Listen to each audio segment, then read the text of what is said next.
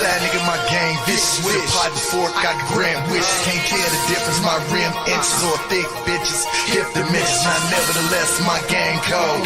Pretty boy swag, I take your hoe. Never understood what they hate me for. That's just a demonstration, they ain't getting dope. Boys freak that band life. Born and bred on Van Dyke. Run the streets, that's day night. Now who is he? I'm M Guy. Did a photo shoot in polo boots. Is that real loot? I promise you. That $100 bill in the light show is real boss freak. That's sweet, but I'm scared of you.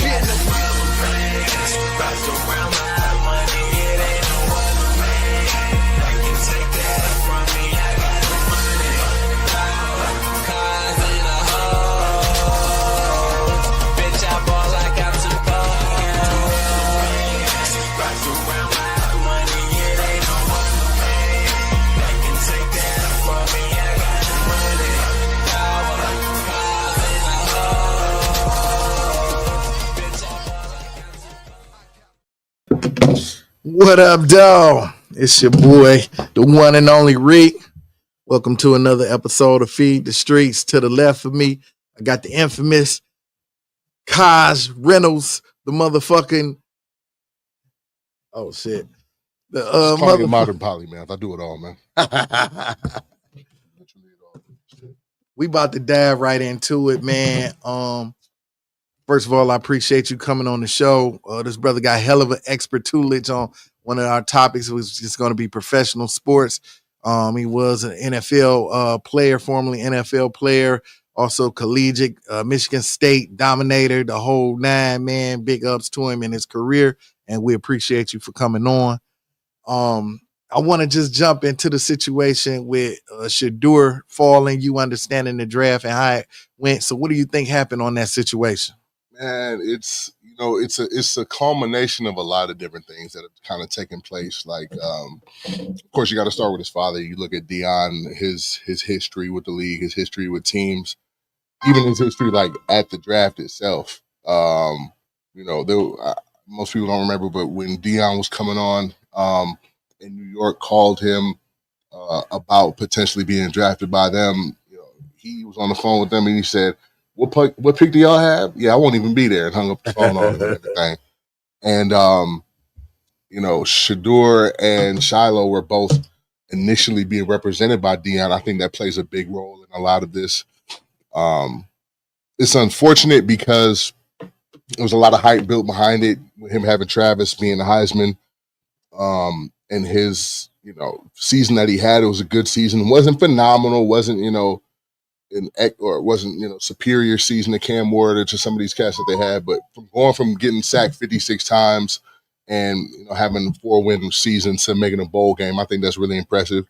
That being said, this wasn't really like a strong draft class like that for quarterbacks.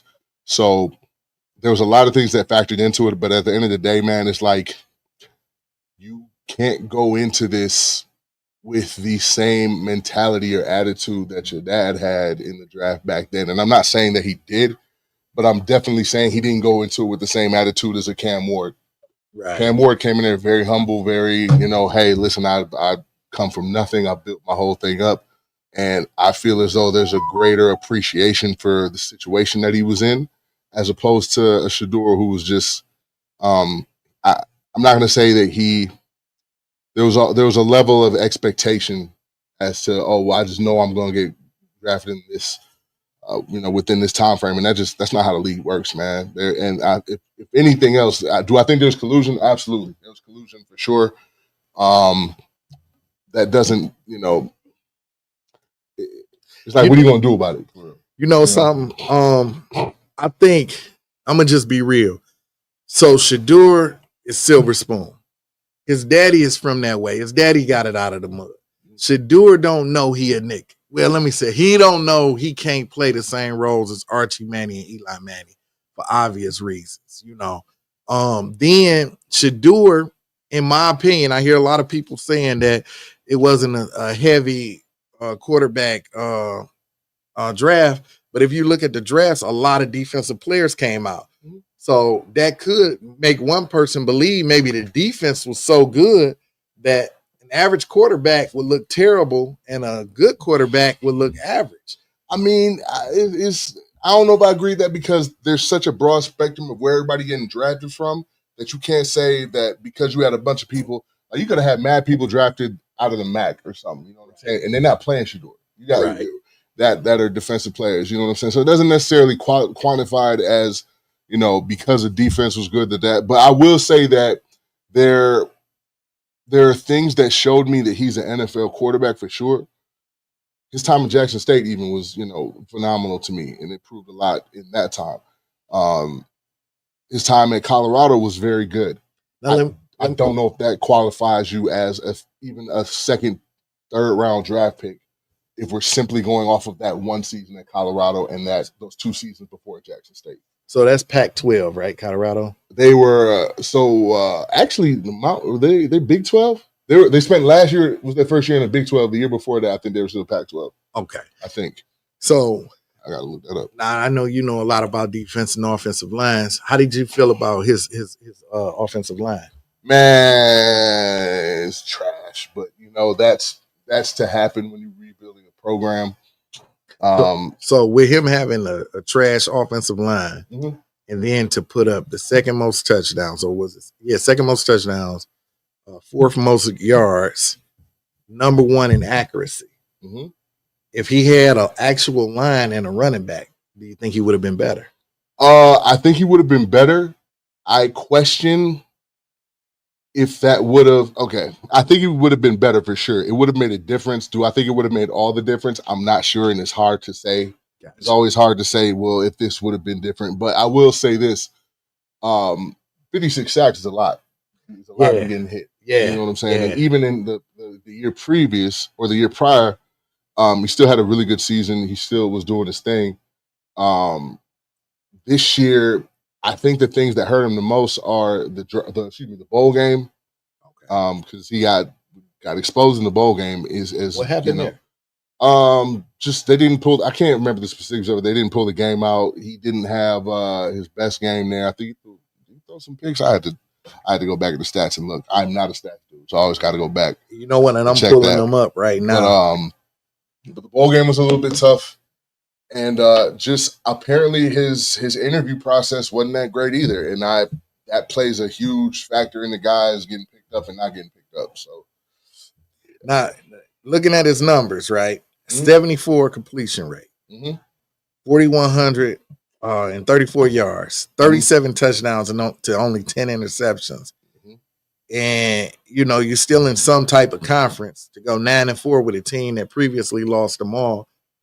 I mean, to me, seemed like the ideal pick for a team that's picking high, because generally a team that's picking high needs a quarterback. Yeah, it's just you look at some of the competition that he's facing. His last year was in the Big 12, but the first year was still, I think, in the other conference. He didn't have that many games. And again, it's so. Well, we can argue about this all day because it is hard. He took so many hits. He didn't have the people around him, the weapons around him. He's learning a whole new system. I think the fact that he was also learning, although he was under his dad's tutelage, he was learning systems and whatnot still with new players, and that's always something to be factored into as well. I personally think he's going to be a great pro. Yeah, I do too. I don't see this being a thing that just because he got drafted low that he doesn't play anywhere. But let me ask you this though. Do you think he actually gonna get a chance? Because now, keep in mind, he got drafted 5th.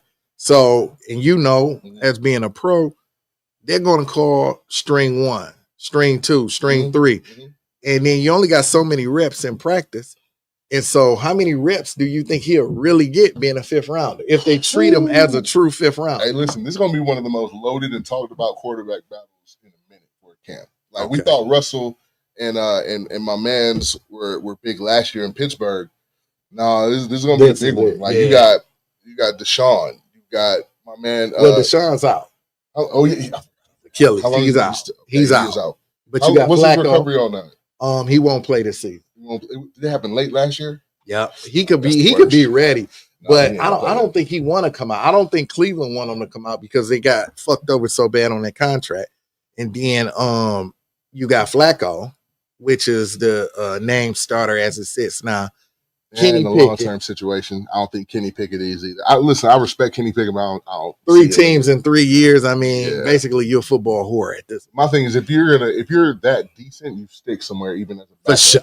For sure. And you get brought in, learn system, be prepared for that. But to each his own, man. I personally feel like it's going to be a beautiful training camp battle. I'd love to see what like some of the like scrimmages and the pregame or preseason games look like.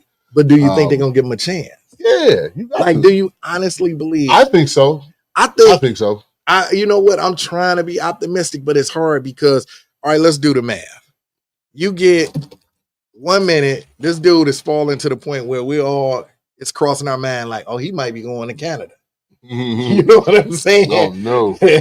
Like, I mean, all right, let's do the math. All right. If you need a quarterback, you going first round, second at the latest. Backup, late second, third, fourth round. Fifth round, I mean, like, dude lost $50 million. Yeah. Because he went fifth round. You're going to get a shot, though. You'll get a shot. I mean, or are they going to really collude and just try to make him look bad? I hope not.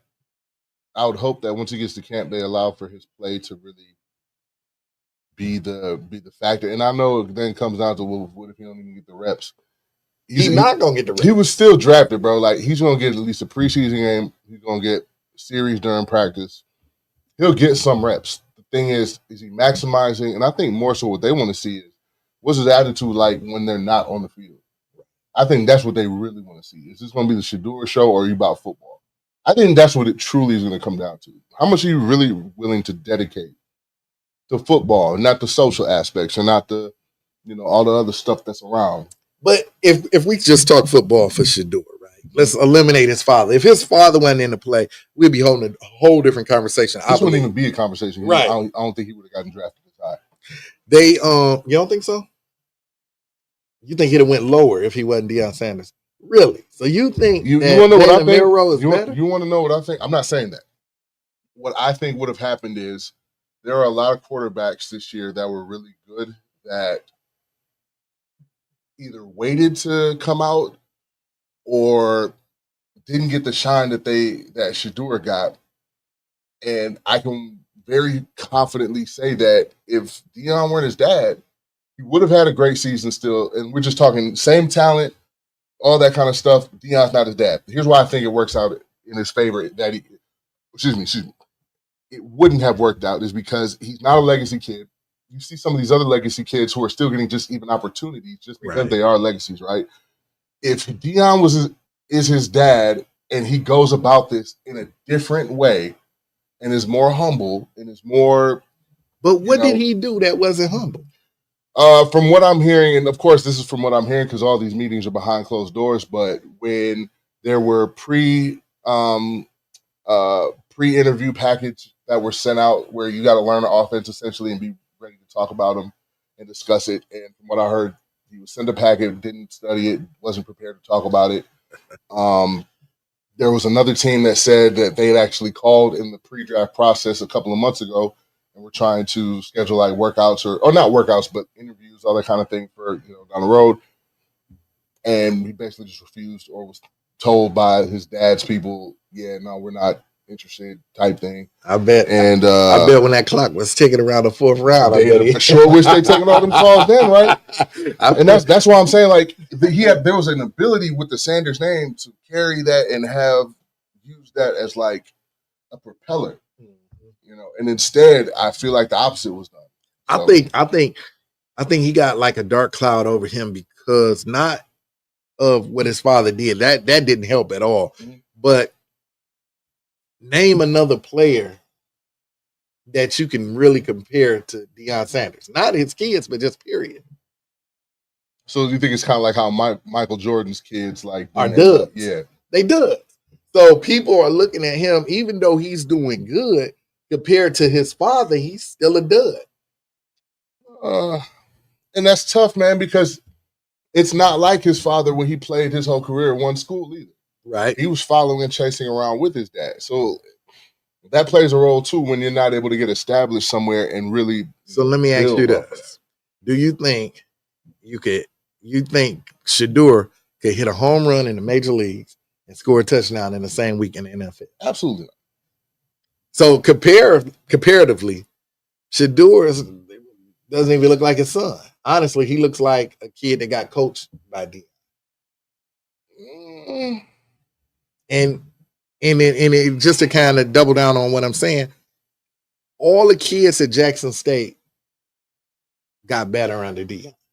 They for sure did. I agree with that. You know, Colorado got better, and then he picked up Warren Sapp as his defensive. I saw an analyst, not line coach, because technically he's not a D line coach. Technically, he's not yet, but he gonna. Which I think is funny because it's like you got to have a degree to be a coach in college, even though you played in the NFL and whatnot. That's always something that's been. That is a good, yeah. But I don't think so. I don't know, man. I know in the pros you really don't. In the pros, you can actually. I know guys that go and do fellowship after playing and after the career's done, and then just immediately. Because it got to be Warren is calling the shots. It has to be. I would have a hard time believing that he's not. Yeah. Unless he's just simply coaching effort and technique, but not necessarily scheme. So he's not calling the plays, but he's coaching their effort on the plays, their effectiveness, all that kind of stuff. I've seen that before, but I still, with his history, I don't see anybody really being able to tell Warren Sapp anything. You know what I'm saying? Now with the Lions, what you thinking about the drafts? I got to look more into their draft picks for real. I know they got the linebacker and everything. I thought that was a really good move because that's where they were lacking in the playoffs last year when everybody got hurt. Man, like but if they could just screaming that Campbell was like this linebacker guy. I don't know about that. I don't know enough about him to validate that. I'd have to take a look into him. I'm interested though. I'm definitely interested in him. Like I say, if they're able to make the replacements last year and fill some of the spots where people weren't able to back up when the playoffs started, and we were just, man, it was so tough to watch, especially that last playoff game, man. You know what I'm saying? You lose your corner, and then you got a guy that played. I don't think he played a snap the whole season. Has to fill in, and he getting taken advantage of, and then because people are trying to watch his back and make sure that he's not getting picked off, then coverage is getting all that kind of stuff. So what I gathered from it, so they took I think it's Tyreek Williams from Ohio, first overall, defensive tackle. To me, that says they don't really have a confidence in Levi and also what's the other guy? I wouldn't even say that they don't have the confidence, man. What you gotta in this day and age, bro, your D line you see how the Eagles went. Right. They got 6 or however many 8 sacks from no pressure. I mean, from no blitzing. That means your front force is getting home all the time. In order to be able to do that, you got to rotate. Right. You can't do that with the same 4 guys. You got to have 6 to 8, well, really 6, and then linebackers that can move down to the end spot and get pressure with you and everything. But like, you're not going to be able to do it with just 2-3 guys. And that was proof this whole year. We were missing backups on the D line. We were missing backups on the linebacker, and then we were inexperienced in the secondary. You know what I'm saying? So I don't mind spending picks on defense to get that taken care of. As long as it's proven. Because look at who you got. You got Hutch coming back. You got Zay potentially. Did they sign him already? So now you see my point. Did they already sign Zay? They haven't, but he'll be there. So that's what I'm saying. So interior is not what you got to take care of. But now you're getting my point there, because if Hutch broke a bone, right, and so we agree that the broken bone isn't as bad as muscle tear, for sure. But they're confident that Hutch will come back to at least a competitive level. Mm-hmm. Do you really believe that they're confident with giving Levi a 1-year deal? Now, Aleem, they doubled down with him, but with Levi getting a 1-year deal. How old is he? Levi can't be more than 27. So, I mean, there's a few ways to play that, because here's the other thing that's going to end up happening, and it happens every year. There's going to be a few guys that, whether it be them getting left off the roster or not waived, whatever it may be, there's going to be a couple cats that you can bring in to get replaced. Right. I wouldn't necessarily having a problem with them putting them on a 1 year, especially if, basically play for your deal this year. You know what I'm saying? Right. Play for it, see what happens. They're going to, regardless, they're going to need the help. they're going to need the help at the end of the day. So I don't mind them making those draft picks and getting the defense fortified when you got pretty much your offense taken care of for the most part. Now, I'm also hearing some rumors that I don't know if true about like trades and JMO and all this shit, but I don't Yeah, it's yeah, I've been hearing it too. I mean, if you look at the cap and what's coming up and all the players you want to keep, you can't keep them all. Yeah. I'm probably start some shit by saying this, but I think we should, if you're gonna get rid of anybody, get rid of Goff. He's the easiest player to replace. I know it sounds crazy because he's a quarterback. I don't mind that, bro. I've always listen, Jared has been decent, right? But he's never been to me elite. He's not been elite, and he's a good game manager to me. Right, He's right. a really good game manager. You know what I'm saying? Like, but he's not gonna make something happen. I don't feel like that at this point. And you know what? I could be very wrong. I hope that I'm wrong. Because then it don't look like they're not going to get rid of him or anything. But he's proving you right, though, because time and time again, when it came down to needing Jared to make it happen, it was either our defense that made it happen or it was a run play. Yeah, something to that effect. I'm first of all, I wonder how much time he really has left, like in his peak right now, where he's still able to drive the ball where we need to, where before there's a steady decline. I also wonder, okay, who do we have for the backup previously? Hendon Hooker. And then, is he ever going to play? I think he's better, honestly. You know what's funny to me? When Goff threw the pick during the playoff last year, I was like, I would pull a Nick Saban and play Hendon Hooker right now. Yeah, just for the hell of it. It's like, what do we really have to lose in this moment and everything? But of course, that's wild talking. Hindsight's always 20/20. But you know, I'm interested to see if they keep Hendon Hooker, what he does during camp. If you're not going to keep him, trade him. Get something for him and get him on. Maybe he just needs a different system and a different coach. Something rumors I heard. Ben Johnson wanted a mobile quarterback. I wouldn't be surprised, man. Mobile quarterbacks are just the way. It gives you another element to your offense that coordinators got to stay up at night thinking about. Right. And my biggest games that I would hate wouldn't be against the pro style offenses where we know first, second down they're gonna run the ball and then third we're good. It was the offenses where you got a fast paced offense, damn near a no huddle style or hurry up in college or whatever, and then in the pros just anybody else mobile for real. So even my first taste of that was in college playing against Russell in the Big Ten championship. That in itself was so frustrating because anytime you think you have their offense cornered, he takes off on the third down and gets first.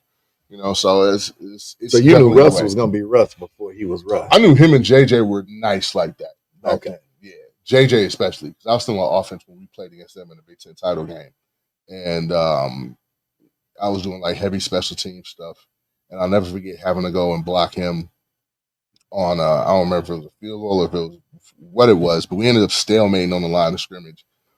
And I was like, I don't feel like he's trying that hard. I don't feel like, and like, mind you, like, I'm not like just full on exerting and whatnot or either. And, but I was like, yo, this dude is legit, like super legit. So, and then just Russ's ability to be calm under pressure and, dissect some of the offenses that he did back in the day. His arm strength was really good. Yeah, good folks. Good time. That was my favorite game that I ever lost, was playing them in the Big Ten championship. Hey, you can't complain if you had a good time losing, right? Yeah, I still complain a little bit. I'll take the dub, but it's all good. That's life, right? It is. Something, jumping from the Lions, well, not jumping from Lions, but what do you think, if you had a crystal ball, what do you think our record would be and how do you think we're doing the playoffs? If we could make it to the playoffs. If we can, oh man, this is so tough just because Ben Johnson's gone. So figuring out what that offense is going to look like, I think it's difficult as hell. We got the hardest schedule in the NFL. I haven't even seen the schedule yet. Yeah, let me is pull that it up. Yeah, I'm about to pull it up right now. It's the hardest. They're ranking it as the hardest. Then we lost the defensive coordinator. And every team in my opinion, every team got better. Mm-hmm. Everybody is saying the the Vikings stepped back a little bit. But I think they might have got a little bit better with what's his name, McCarthy. Yeah. Because he's bringing the element. One, he's bringing hunger. Two, he's somebody you don't have film on. Three, he's much more mobile. And I heard he was going to beat out Sam Darnold for the starting position. Yeah, that whole situation out there had me kind of wondering as well, just because they did really good last year, and then to still say, all right, yeah, we're gonna move and go with who we originally picked up. I'm like, that says a lot. Y'all got some real confidence, because in my book, in any other school or any other program, the man that got us there and got us the job got the job done is going to continue to have that until. But the league is a different animal, so I'm interested to see how that runs for Minnesota as well this year. It's gonna be mad interesting. You see, they got. Oh, this is tough. Yeah. Baltimore, Cincinnati, Kansas City, L.A., Washington, Pittsburgh, Tampa Bay, the Eagles. And that's tough. That's tough. Especially that last probably 6 for real.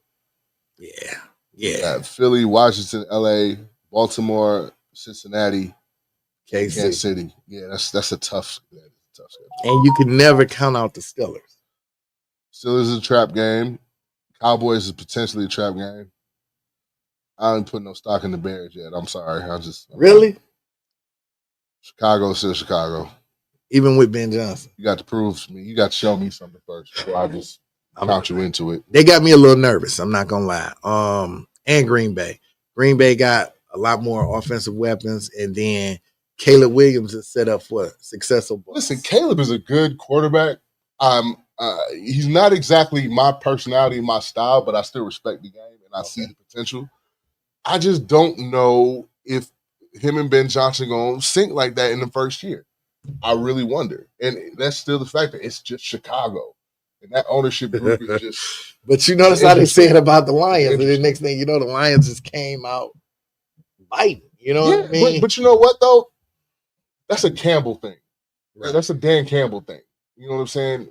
Our head coach is remaining the same. He's, you know what I'm saying? He's proven himself, all that.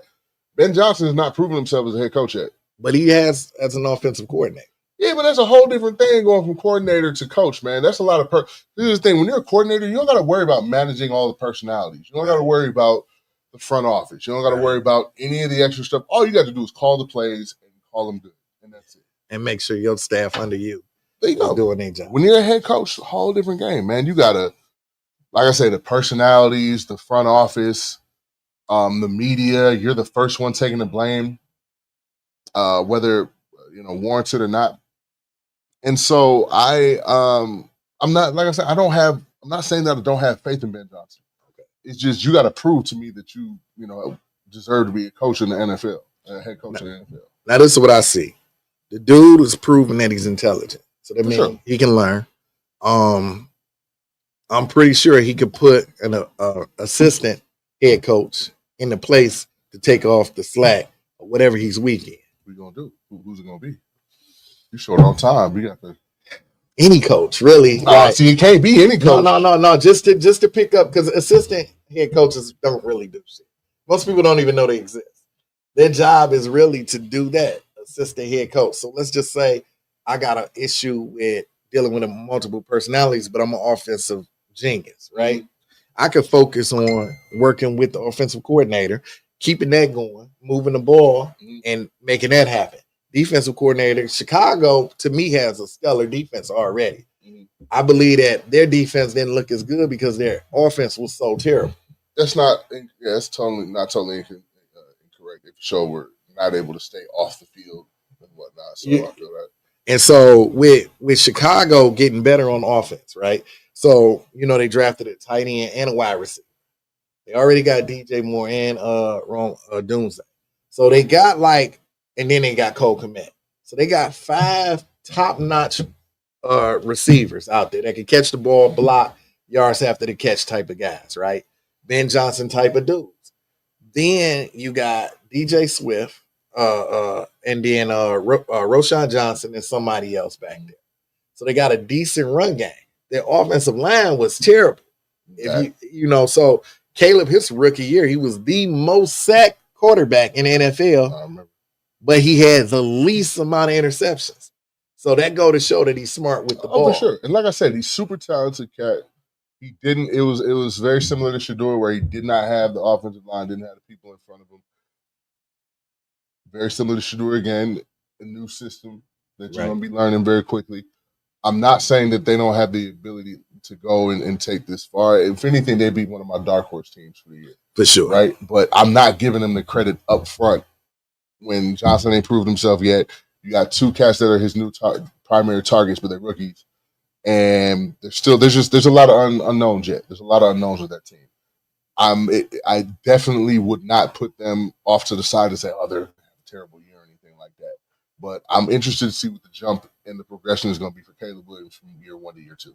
They invested heavy in the offensive line. Mm-hmm. I left that out.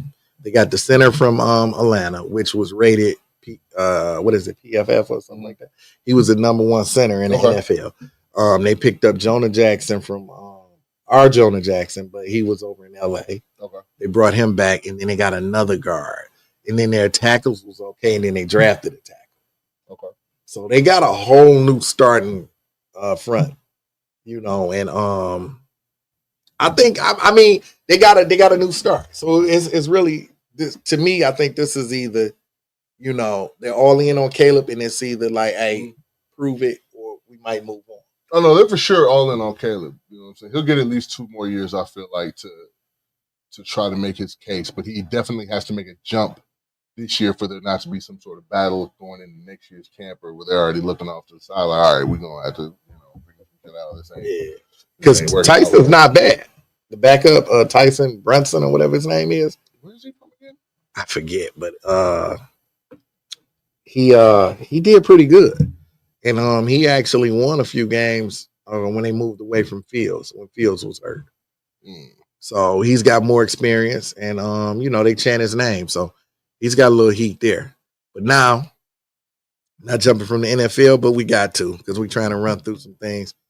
The Pistons, how you feeling about them boys? Oh man, I'll tell you what, I was glad to see the fight that they had in them last night. Especially after the game 3 and them getting cheated on that call with the last shot and whatnot. It was clearly like I was sitting in my crib and I had the volume off and whatnot, and I'll see the play and I'm like, oh, he got fouled, bet. And then I turned around and did something and came back and saw that they had already switched over to something else on the channel. I was like, wait, what just happened? He got fouled clear as day.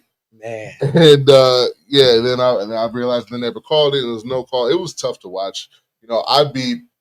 I'm really proud of them because they're showing the fight, they're showing the progression. They should be up, honestly. Shoot, I mean, it should be what 3-1. Yeah, 3-1 right now for Detroit. But they got cheated 2 games.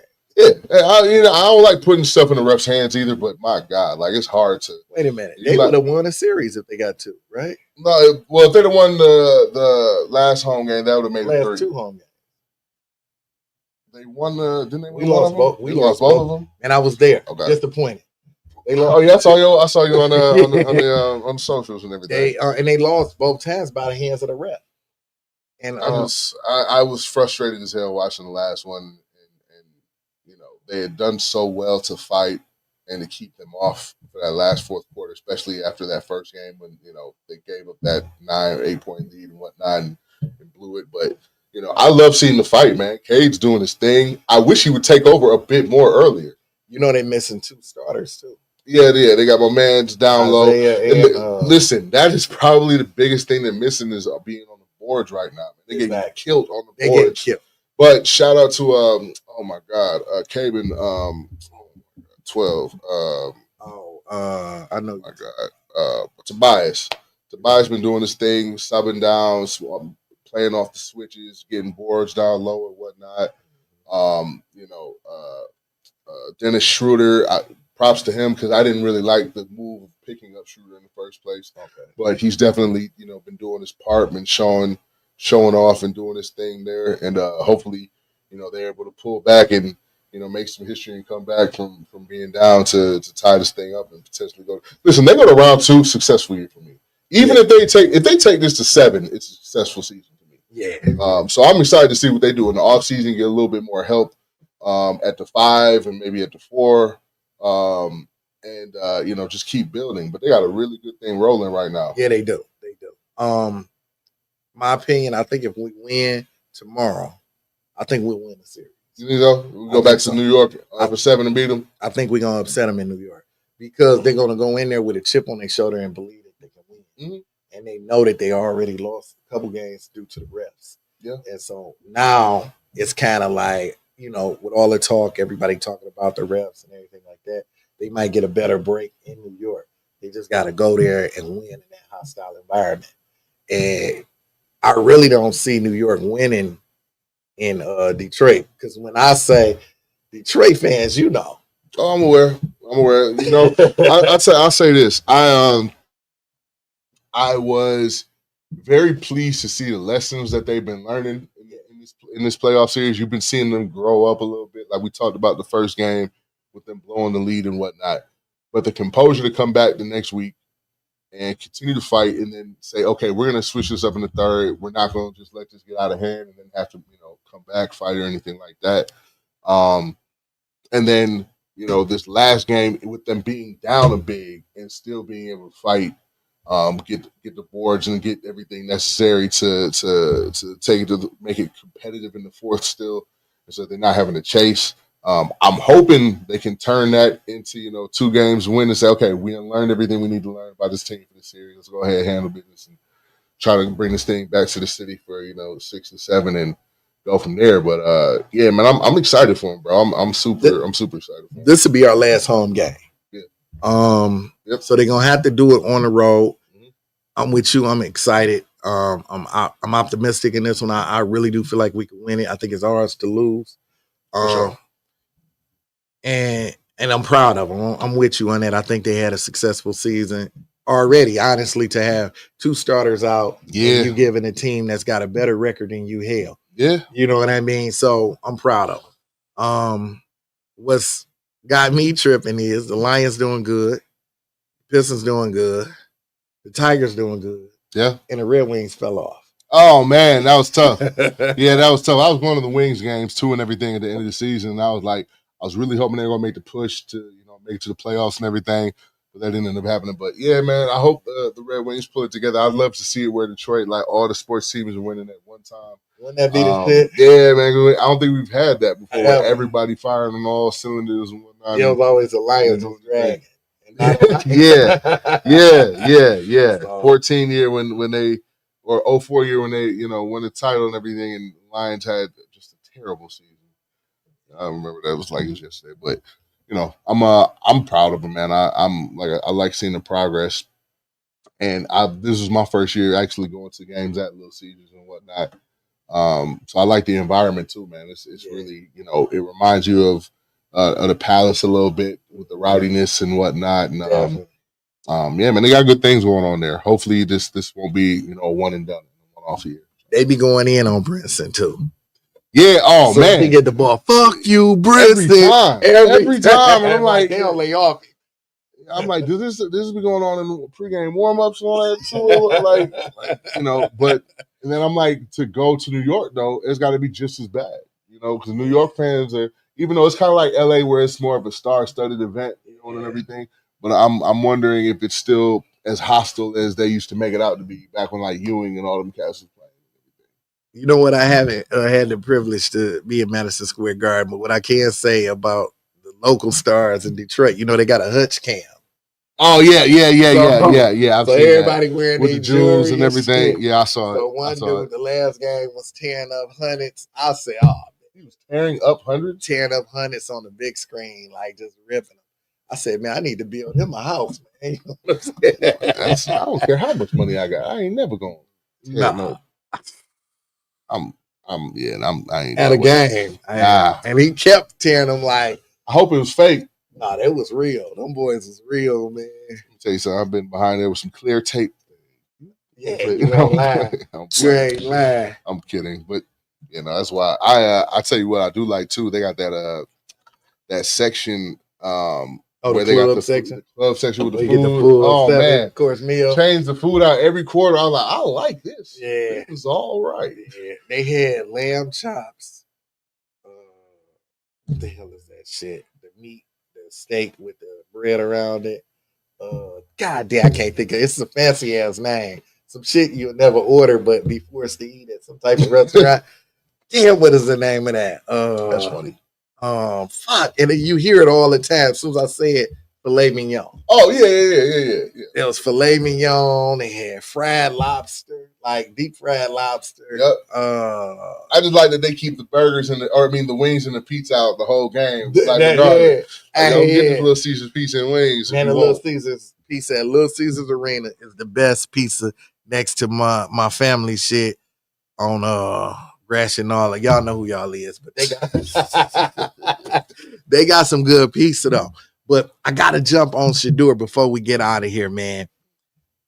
To end on Shedeur, man, I really think that by him not growing up in the mud, he didn't realize, you're not getting treated like everybody else. And they want to see your ass act just as humble as a kid who grew up without cliques. You know what I'm saying? And if you walk in there and you think you about to shake up the NFL, them boys got way more money than your dad. You know what I mean? And so they not finna take that. And I really do believe Deion called Donald Trump. You know what I'm saying? That's funny. Trump was like, yeah, man, until Deion, tell your father I said what's up, like that. I really believe that, and then Trump don't really care for the NFL too, because they kicked him out of it. So he tried to get a team or whatever, and they said, "Nah, dog." And then he tried to do the USFL thing and everything. I remember that. So, I'm interested to see where he lands during this training camp in terms of just roster spot and how much reps in competition he's really getting. I think he'll go one of a couple of ways. It could be a situation where the Browns, drafted him just to be the good guy and to say we drafted him and gave him an opportunity, and they don't. Or they could, like Terrell Pryor, playing wide receiver, and they gave him an opportunity and whatnot. They really could give him a shot, and this could be the beginning of, his great, Hall of Fame story, if, God willing, if that's what it comes to. I'm going to tell you like this. Anything outside of him being prime time junior, yeah. He fucked. You said he's what? He done. Oh, you think so? I'm going to tell you why. Let's just look at the setup, right? You got 5 quarterbacks you compete with. One of them injured, but you still competing with, because they're going to compare you to this man. You know what I'm saying? You got Flacco, which is a hometown favorite, right? I mean, they like him in Cleveland. He won some games, took him to the playoffs. Yep. Kenny Pickett, ain't sold on him. Then you got that other boy they drafted from Oregon, who's a 3rd round draft pick, who's going to get more reps than Shedeur just because of how he was drafted. And then you got Shedeur. If Shedeur even act like he got any type of chip on his shoulder, his reps gonna dissipate. You know what I mean? Because if you notice, he was the only one happy when he got drafted. The GM and the coach like this, he the one doing a little Bojangle shuffle. You know what I mean? And he had to do that. You can't make me believe he was happy because he took a pay cut. He was making more money in college. Oh, and he's making in the NFL. That's something else that we were talking about too. Like, if he could do, because he was a senior, right? Yep. So it's not like he could go back, but like to think, oh damn, I was making $6-7 million between NIL and all this stuff last year. Now I'm barely gonna be making maybe 4 or whatever. His whole contract is worth 4. Yeah, like 4 total. He get like 1.2. Like, I mean, we're laughing. That's a lot of money, but for somebody, it's like basically you was working at Chrysler. And now you got demoted down to goddamn not I don't want to say Bridgewater, but Luxmart, some little small company that make little parts or something. I'm making up shit. But and speaking of that, with the UAW, they got they voting tomorrow. On what? Like union stewards and all the union people. God bless them, man. I will say this. blessings to anybody that could do it because I couldn't do it, man. I'm such a creative and when I got done playing, it was one of those things where I was like, yeah, I could go do security, I could go work, a 9 to 5 and all that stuff, but I fucking hate myself. Yeah. I got to be able to go and do the things that, I'm passionate about and everything. So I never got into it. Now, mind you, even now sitting here, I'm like, shit, maybe I need to go sign up for them to have a second job or some shit, but I just. Nah, we gonna build some houses. That's what we're do. That part. But, we got some stores coming soon over here in Warren. I can't talk about it yet, but we're gonna be having that conversation next time and whatnot. We got a couple stores coming. We got a couple things we're doing. Some good moves. Okay. Good moves. On a good smoke. Oh yeah. Okay. Oh, yeah. All right. For sure. Yeah, we will talk about that more later. We will get into that later on the good smoke. But I gotta touch on the UAW, man, because I know some people. I know some people in there, right? I got cousins that work there. Man, one of the people that's running is running around. Speaking of smoke, running around trying to buy votes with weed. Dog, how the fuck you gonna represent me and you high? Get my nigga's job back. I'm like, dog. But hold on, do they drug test you and all that? Like, do they? Is that something that? Not really. No, not really. Nah, they ain't, man. You go. So that's why my truck. That's why these trucks be messed up half the time and they get them because niggas is high on the line. And okay, that's cool. why. That's cool. Why. You walk in that plant, man, and that motherfucker like walking in high school. Everybody smell like weed. I heard that before. Not for the weed part, but that when you walk into UAW, it's like being back in high school. Yeah, I ain't go to high school up here, but I could imagine that. Yeah, it's so funny because the dude who running, it's one dude who running, but this particular situation is funny to me because of the weed shit, right? The one dude who running, damn near about to get fired, has gotten himself for not coming to work. I'm like, man, y'all niggas gotta be high. If this who y'all want to represent y'all. Like, it's like, man, where the fuck is our morals and our, you know what I mean? And our mind at? Like, how do you come up? Like, I'm not making this shit up. Like, and I'm like, damn. I'll tell you what. It's one of them things where, like, I get it because in order to get through the day and for some people and for, like, your mental and whatnot, it's better that you are high than not because a lot of these cats ain't learned how to deal with themselves when they not fried. So if they not fried, they're irritable. You know what I'm saying? The work ain't they ready to get off the clock, all that stuff. But no, I'm not downing getting high. Yeah. I would get fucked up too if all I did was did one thing all day. But what I'm saying is you talking about people who are supposed to negotiate. Oh, that are representing you and all that. Yeah, like, man, come on. Like, I feel it. Like anybody that I want to say no. And be judgmental, but at the same time, I'm like, I don't know. Sometimes I need a joint before I make major decisions too, because I don't want to make an emotional decision, and I know I'll do that if I'm not fried. I'll be thinking too hard into it, or not thinking enough hard into it, and No, I'm with you on that, but then also you got to keep in mind, like, being qualified. Like, all right, let me just ask you this: would you rather your lawyer don't better not smoke, not a fucking thing. This is who we talking about, though. This person is actually like, from that perspective, I guess so. It's like oh my god, the boards or the unions and whatnot. What's the dude from the Irishman? Oh my god, I can't even think of his name. But the dude that everybody was behind that owned God, why can't I call it, bro? And they killed him, and they can't find his body or nothing. Oh, Hoffa. Yeah, Hoffa. So, like, imagine if Hoffa was going to those meetings drunk and everything every day. That'd be, You get what I'm saying? Like somewhere down the line, we gotta have some fucking morals, man. And then it's like, all right, let's just be realistic. I'm smoking weed. I'm getting high. I drink. I do all that shit, right? Do I really want this person representing me? And I know that sometimes when I get blowed, I slip a little bit. You get what I'm saying? Do I want this person representing my contract, my livelihood, or how I feed my family? Yeah, I feel that. You get what I'm saying? And it's like, for it to even be a forethought that a motherfucker could pass me a bag of weed and expect me to vote for him. You playing me like a fiend. That's funny to me. You playing me like a fiend. That's like Detroit. Yeah, that's some Detroit shit. That's like, Detroit, man, bro. like the Motor City, your car getting, if you find a bag of weed in your car, it was built in Detroit. You know what I'm saying? Like, fuck it. Yeah. But if you do find a bag of weed, I don't want the nigga who trying to say I don't smoke or represent me smoking and smelling like he smoked too. You know what I'm saying?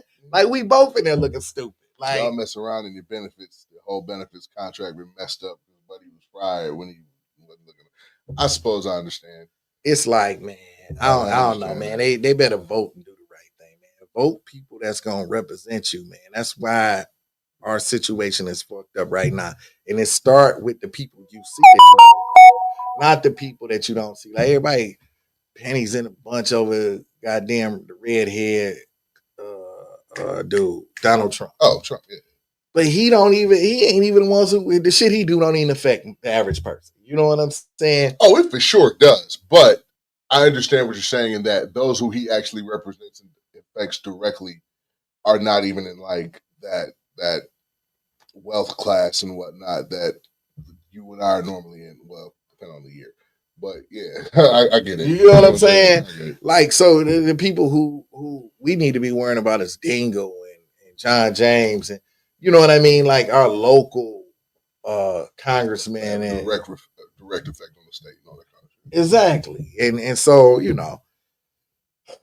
Anyway, hey, listen, UAW peoples and folks, get out here, man. Do what you gotta do. That's y'all business. But when I heard about it, man, dude told me, he was like, man, my man's giving away weed. I said, dog, he played you like a fiend. He probably had one of the dispensaries low-key supplying them too. Just so they could all get the the nigga who supplied them is the plant weed man. Yeah, dog. I'm like, dog. So man. he in with him, so he gets campaign manager. Correct. This is wow. Wow. You know what I'm saying? I'm like, hey, man, to each his own. Then what he get out this whole thing? What I want to know. Now that's the $1 million question right there. Matter of fact, bro, whoever running, you need somebody else to supply some. No, but you gotta be getting something if you giving away weed to get this nigga elected. There's no way in hell you giving away. You gotta assume he giving away at least a pound, half pound of tree to everybody at that thing. There's no way you're doing that for free. You know what I'm saying? All right, bet. So no stipulations, no nothing for me when you win. I can't believe it, man. But they all niggas that's on the line, like they. And then the crazy part is, from what I'm hearing, the person who say their job is who they running against. Oh, really? Oh, wow. So they already some disloyal motherfuckers. This sounds like some sitcom stuff. Man, when I heard about it, I said, man, I got to talk about this shit on the podcast. This type of stuff I write about.